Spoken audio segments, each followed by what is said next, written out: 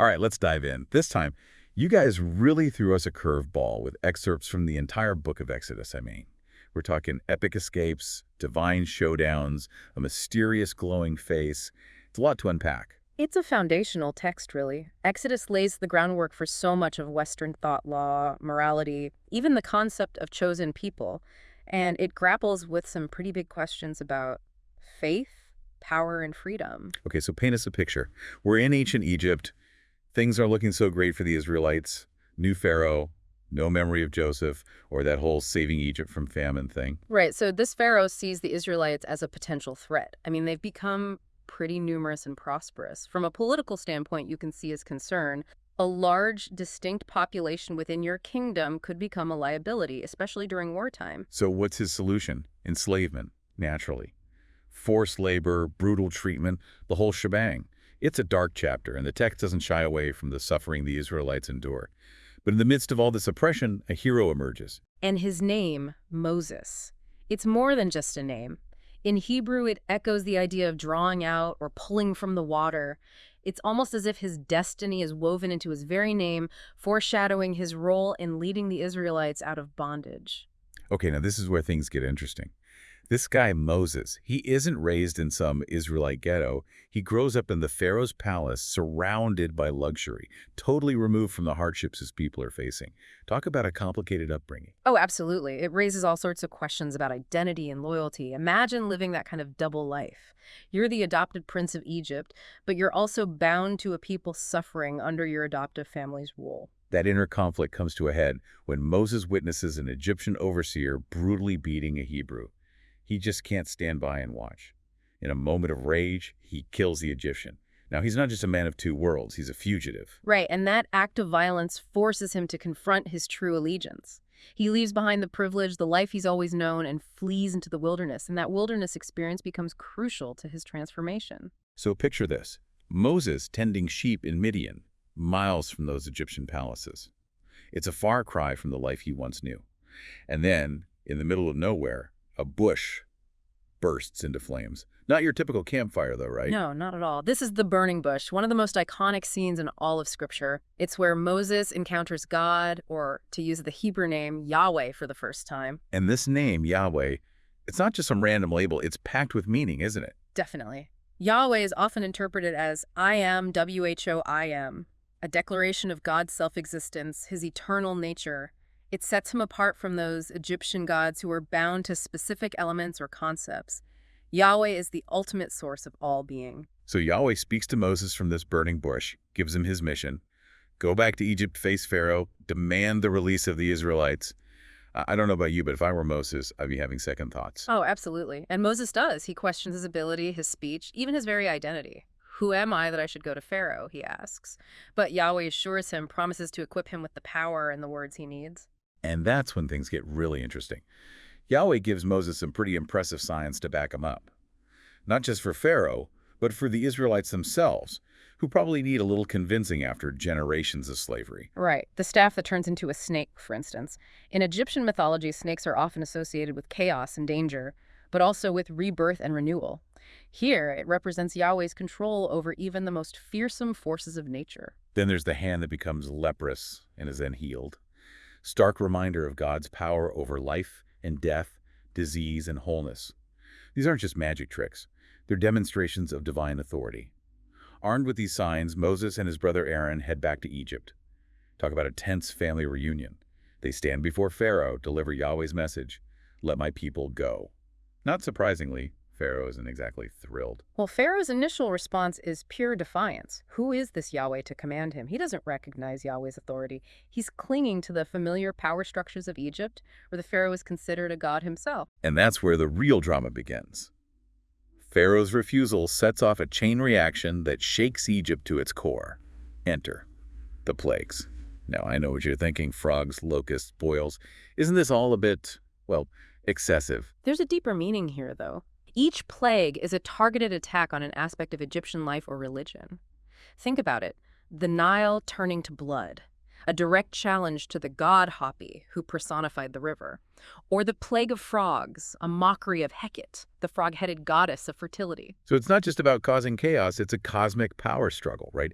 Yahweh systematically dismantling the foundations of Egyptian belief, demonstrating his authority over the very forces they worship. Talk about a theological smackdown. Exactly. And with each plague, the tension ratchets up. Pharaoh hardens his heart, refuses to budge, even as his kingdom is falling apart around him. It does raise some tricky questions, though. Is Pharaoh truly exercising free will, or is God somehow influencing his stubbornness? Yeah, that's a debate that's been going on for centuries. But one thing's for sure, the stakes keep getting higher with every plague. And then comes the final devastating blow. But before we get to that, there's something else we need to talk about. Passover. Yes, Passover. It's not just a historical event, it's a foundational ritual, a cornerstone of Jewish identity, a commemoration of liberation, but also a profound reflection on God's mercy and the meaning of sacrifice. So, we're back, diving deeper into Exodus, and this 10th plague, it's the most devastating of all. Yeah, we're not talking about frogs or darkness anymore. This is the death of the firstborn. Every family in Egypt, from Pharaoh's palace to the humblest peasant's hut, they'll lose their eldest child. It's chilling, and it really shows how high the stakes have become. But before that horrific night unfolds, there's a glimmer of hope, the institution of Passover.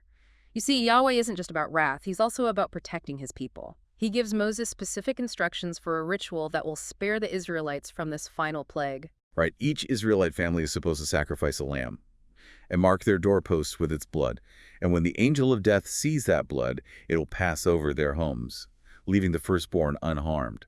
It's a powerful image, isn't it? Blood is a symbol of both life and death, sacrifice and protection. Absolutely. It's an idea that resonates throughout Scripture. You could say the blood of the Passover lamb prefigures the sacrifice of Jesus, whose death, Christians believe, atones for the sins of humanity. It's a profound connection linking the Old and New Testaments. So picture this. It's the night of the Passover. The air is thick with anticipation and dread. The Israelites are huddled inside their homes, the lamb's blood marking their doorways. Yeah. Then a wave of grief washes over Egypt. The firstborn are dying. It's a night of terror and sorrow. But for the Israelites, it marks the beginning of their freedom. Yeah, Pharaoh, finally broken by this devastating loss, he relents. He urges the Israelites to leave. He even gives them gold and silver to speed up their departure. It's a complete reversal of fortune. The enslaved are now leaving as victors, carrying the spoils of their former oppressors. But wait, there's a twist. Pharaoh may be realizing what he's lost. He changes his mind again. He rallies his army and takes off after the fleeing Israelites.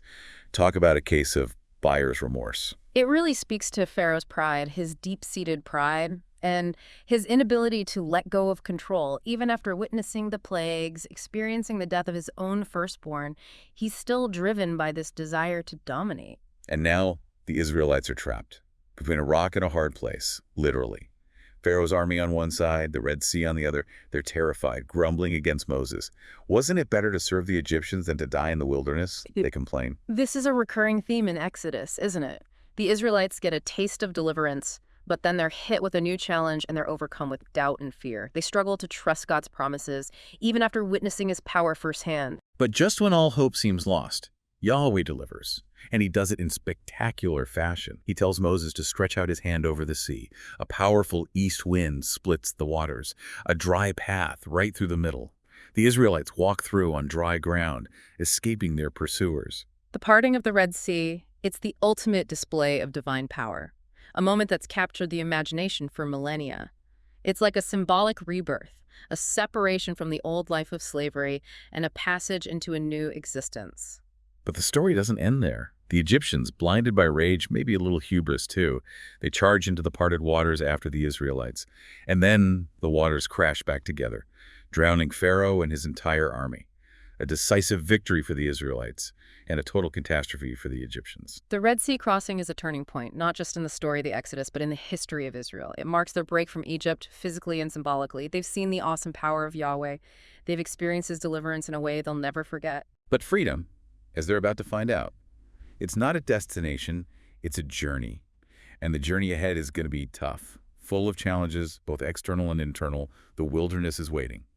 And it's going to test their faith in ways they can't even imagine. You know, the wilderness is a liminal space, a place of transition and transformation. It's a time of testing, of purification, of dependence on God. The Israelites are about to enter a period that will shape their identity as a people and prepare them for the challenges of the Promised Land. So they've escaped slavery, they've crossed the Red Sea, they've witnessed miracles. But now what? They're in the middle of the desert. Limited supplies, no grocery stores in sight, and a tendency to complain. I'm getting thirsty just thinking about it. Well, they do have one crucial advantage. They have Yahweh. And as we'll see, he's not going to let them starve or die of thirst. He has plans for these people, plans that will test their faith and reveal his faithfulness in remarkable ways. First up on the wilderness menu, hunger. The Israelites are used to the food in Egypt, what they had there. And they're not exactly thrilled with the desert cuisine. The grumbling starts almost immediately. "Why did you bring us out of Egypt to starve to death?" they whine to Moses. It's easy to judge them, isn't it? But I think we've all experienced those moments of doubt and fear when we're facing the unknown. The Israelites are a people in transition. They're moving from a place of security, even if it wasn't a great place, to a place of radical uncertainty.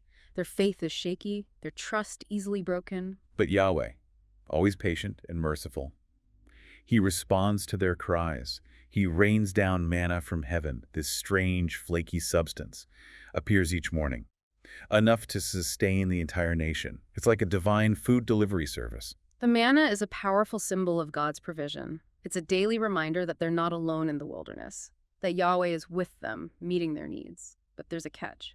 They can only gather enough for each day, with a double portion on the 6th day to prepare for the Sabbath, the day of rest. It's a lesson in trust and obedience, isn't it? Yahweh teaching them to rely on him, to live in the moment, and to honor his rhythms of work and rest, a principle that has implications far beyond the wilderness. Oh, absolutely. It speaks to the dangers of hoarding, of trying to control the future, of finding our security in material possessions. The manna is a reminder that true sustenance comes from God, and it's given freely each and every day. Of course, it wouldn't be a true wilderness experience without a water shortage. The Israelites reach Rephidim, and guess what? No water. The complaints get louder, more desperate. They accuse Moses of leading them to their deaths, questioning whether Yahweh is really with them. It's a moment of crisis, a test of their faith. Is the Lord among us or not, they ask, challenging the very foundation of their relationship with Yahweh. They're demanding proof, a visible sign of his presence. And Yahweh, in his mercy, he provides. He instructs Moses to strike a rock at Horeb. Water gushes forth, enough to quench the thirst of the whole nation. It's another miraculous provision, but it comes with a warning. The place is given a name that reflects the Israelites' doubt and rebellion. Massa, meaning testing, and Meribah, meaning quarreling. A reminder of their tendency to question God's faithfulness, even after everything they've seen. But just when you think things might calm down, they're attacked. The Amalekites, a nomadic tribe, they launch a surprise assault. This is the first military conflict the Israelites have faced since leaving Egypt. And they're not exactly seasoned warriors. This attack, it represents the reality of the wilderness. It's a dangerous place full of unexpected threats. The Amalekites are portrayed as enemies of God's people, and their attack is unprovoked. It's a reminder that the journey to freedom is not without its battles. So how did the Israelites handle this first battle? Well, Moses uses a rather unconventional strategy, prayer warfare. He stands on a hilltop, arms raised, praying for his people, and as long as his arms are up, the Israelites are winning. It's like Moses' raised arms become a symbol of his dependence on God for victory, a powerful image of prayer, of relying on God's strength, not our own. It also shows the importance of community. When Moses' arms get tired, Aaron and Hur step in to support him, ensuring the Israelites continue to succeed.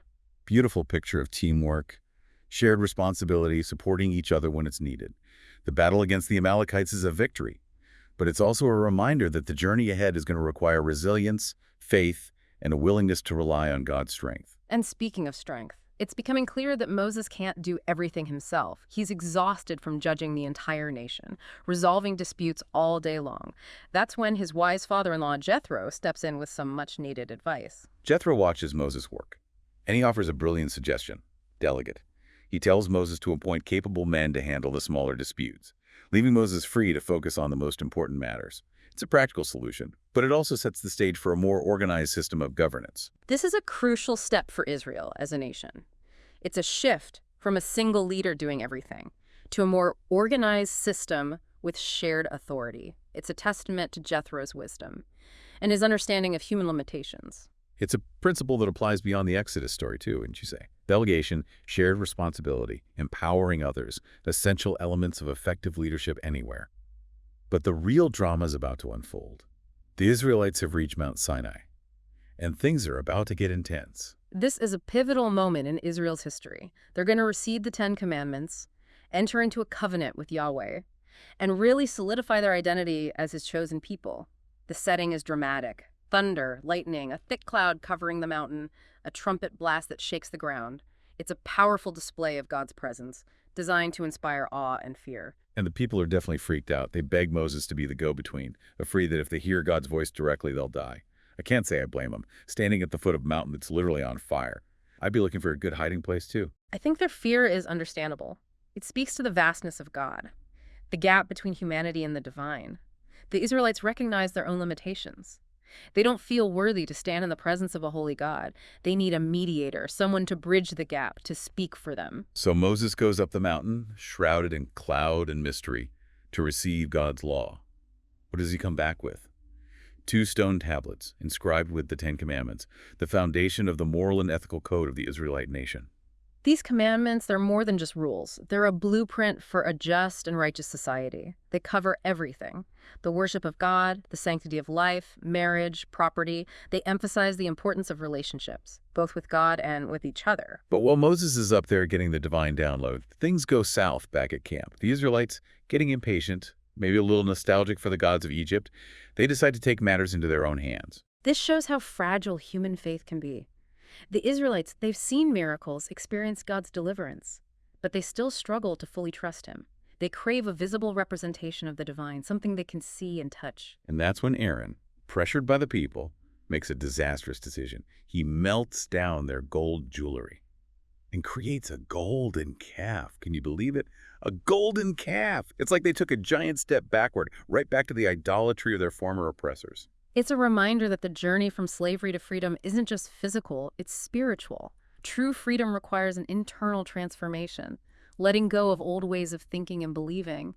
The golden calf represents that allure of false security, the temptation to create our own gods instead of trusting the one true God. So Moses comes down the mountain, sees the golden calf, the wild party, the complete abandonment of the covenant he just made with God.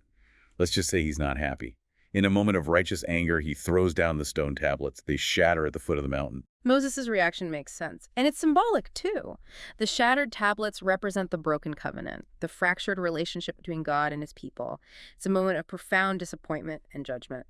Moses confronts Aaron, who makes up some flimsy excuse about the calf just popping out of the fire. Yeah. All right. Then Moses orders the Levites, the priestly tribe, to take a stand. They side with him. Sadly, about 3,000 people are killed in the confrontation. A sobering reminder of how serious idolatry is and the consequences of disobedience. This act of judgment, it was necessary. It restores order, upholds the covenant. The Levites, by their actions, they demonstrate their loyalty to Yahweh, their willingness to oppose idolatry, even if it costs them. So the covenant is broken, people are dead, the mood is bleak. Is there any hope left for the Israelites? Can this relationship with God be saved? That's the big question, isn't it? And it's in this moment of crisis that Moses shows his true greatness, not as a lawgiver or a miracle worker, but as an intercessor, a bridge between God and humanity. So we left off with this broken covenant, golden calf chaos. Yahweh and the Israelites, not exactly on speaking terms, but even after all that mess, there's still this glimmer of hope, right? Yeah, Moses really steps up here. He becomes a mediator, pleading with Yahweh on behalf of the people.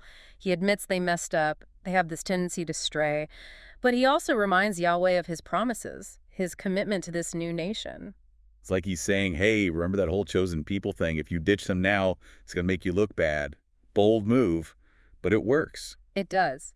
Yahweh, maybe moved by Moses' plea, maybe recognizing that the Israelites still need guidance. He agrees to reaffirm the covenant, but there's a condition. He won't directly accompany them to the promised land. It's too much for them in their current state. Okay, so instead he sends an angel to guide them. Yeah. Angelic protection, not bad, right? Figured. But Moses isn't satisfied? He knows the Israelites, they need more than that. Just out of slavery, they need a visible sign of God's presence. An angel, while powerful, doesn't quite cut it. Right, he's basically arguing that without a clear sign of God's presence, they'll just blend in with every other nation. If you're not coming with us, we might as well stay lost in the wilderness. Tough love.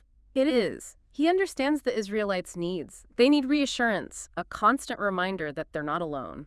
And Yahweh, moved by Moses' persistence, his concern for the people, he agrees to continue with them, but in a way that both protects them and shows his presence. And that's where the tabernacle comes in. The tabernacle. It's more than just a tent. It's a portable sanctuary, a dwelling place for God among his people, a tangible symbol of his presence, his holiness, his commitment to the covenant. And this isn't some quick DIY project, right? Yahweh gives Moses incredibly detailed instructions for everything. Blueprints down to the last detail. Dimensions of the Ark of the Covenant, the fabrics for the curtains, IKEA instructions on steroids, with a lot of gold and acacia wood. Yeah, the detail emphasizes how important this structure is. It's a sacred space designed to reflect God's glory, his desire to be among his people. So who gets tasked with this massive construction project? Bezalel and Oholiab, two skilled artisans. But they're not just relying on their own talents, are they? No, they're chosen by God, filled with the Holy Spirit, given wisdom, understanding, and skill beyond human capability. This divine inspiration ensures the tabernacle is built exactly as Yahweh wants it. And the Israelites, they get on board with the project. They contribute generously: gold, silver, bronze, fine fabrics, precious stones, even their mirrors. Imagine that, donating your mirror. Talk about community spirit. It shows their renewed commitment to Yahweh, their eagerness to create a fitting place for him, a tangible expression of their faith, their desire to honor the God who freed them. Okay, so let's take a look at this amazing structure at the heart of the tabernacle. The Holy of Holies, the most sacred space. It houses the Ark of the Covenant.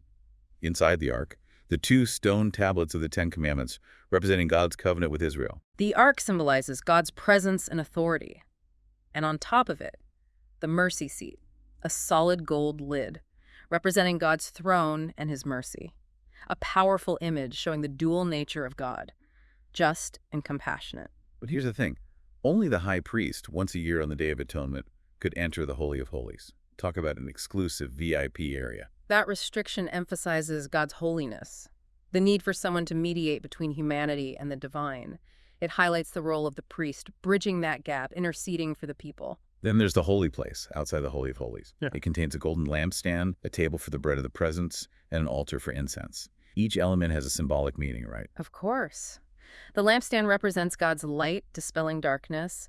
The bread symbolizes God's constant provision, and the incense represents the prayers of the people rising to God. It's all designed to create an atmosphere of worship and reverence. And surrounding the tabernacle is a courtyard, enclosed by curtains, guarded by Levites, like a divine fortress, protecting the sacred space within the... The courtyard is a transition zone between the everyday world and the sacred realm of the tabernacle, a place where the Israelites can gather to offer sacrifices, celebrate feasts, and receive instruction from God. The tabernacle is complete.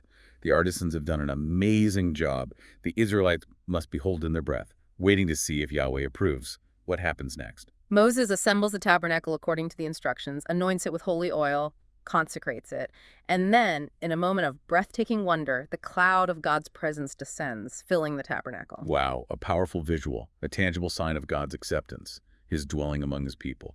And this cloud, it's not just a symbol of his presence, it guides their journey.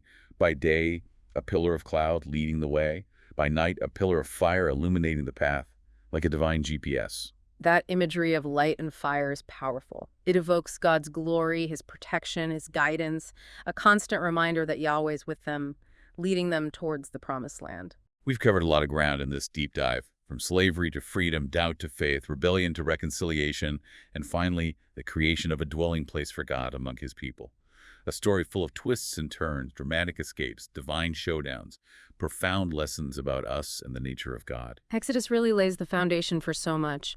Our ideas about law, morality, our relationship with the divine. It's a story that still resonates today, challenging us to think about faith, justice, and what true freedom means. What stood out to you most in this deep dive? Moses' leadership, the drama of the plagues, the symbolism of the tabernacle, or maybe the Israelites' constant struggle with faith and doubt? Keep exploring these questions, delve deeper into the text, discover the richness and complexity of this timeless narrative. Until next time, keep diving.